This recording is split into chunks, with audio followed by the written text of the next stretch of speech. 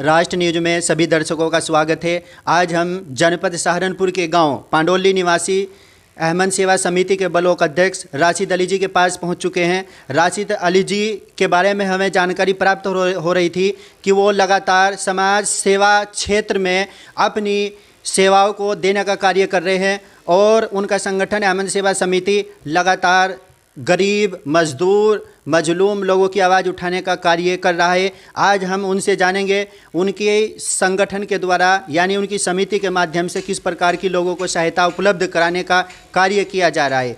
राशिद अली जी, आपका बहुत बहुत स्वागत है हमारे चैनल में। बहुत बहुत शुक्रिया। आपके संगठन द्वारा किस प्रकार की सेवाएं लोगों को दी जा रही हैं? समाज सेवा क्षेत्र में आपका संगठन क्या कार्य कर रहा है, कृपया हमें बताएं, हमारे दर्शक जानना चाहते हैं।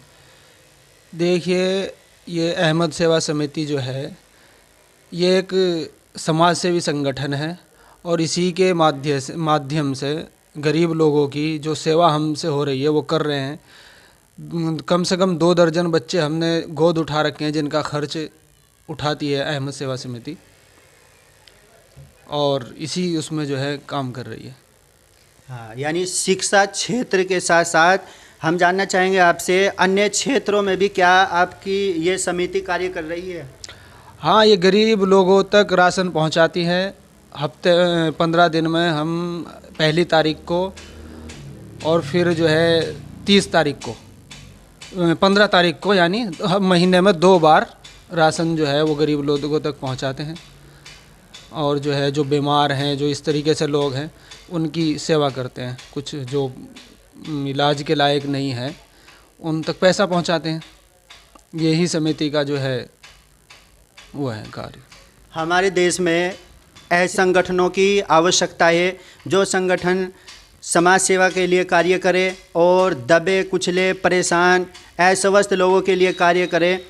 वही कार्य अहमद सेवा समिति के माध्यम से किया जा रहा है। अहमद सेवा समिति द्वारा लगातार जिन लोगों के पास राशन नहीं होता उनके पास राशन पहुंचाने का कार्य किया जाता है और जो अस्वस्थ हैं यानी जो बीमार व्यक्ति हैं उनके इलाज का भी ये समिति द्वारा किया जाता है।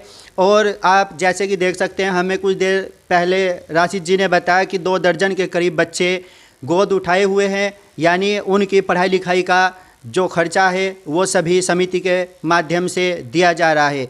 हम जानना चाहेंगे ये पैसा उनके पास कहाँ से आता है, किस प्रकार से वो इसका वहन करते हैं? क्या सरकार के माध्यम से उनकी कोई मदद हो रही है?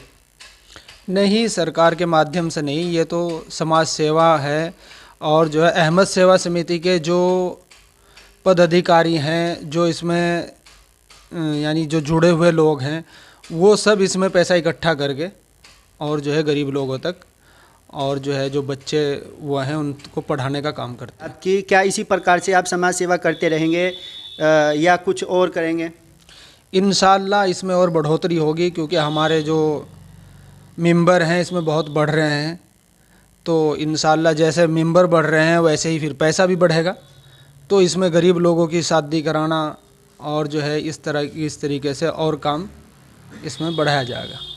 हाँ, राशिद जी के द्वारा हमें बताया जा रहा है समिति यहाँ तक सीमित नहीं रहना चाहती। समिति के और भी उद्देश्य हैं, अन्य क्षेत्रों में भी समिति काम करना चाहती है। जैसे जो बच्चे जवान हैं यानी जिनके घरों में बेटियां जवान बैठी है उनकी शादी की का भी खर्चा उठाने का प्रयास समिति द्वारा किया जाने वाला है और अन्य क्षेत्रों में भी समिति काम करने का प्रयास करेगी।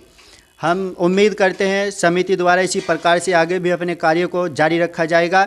और हमारा आखिरी सवाल राशिद अली जी से ये है कि क्या उनका संगठन जनपद क्षेत्र तक ही सीमित है, यानी जिला सहारनपुर में ही सीमित है, या अन्य जनपदों में भी उनके माध्यम से काम किया जा रहा है?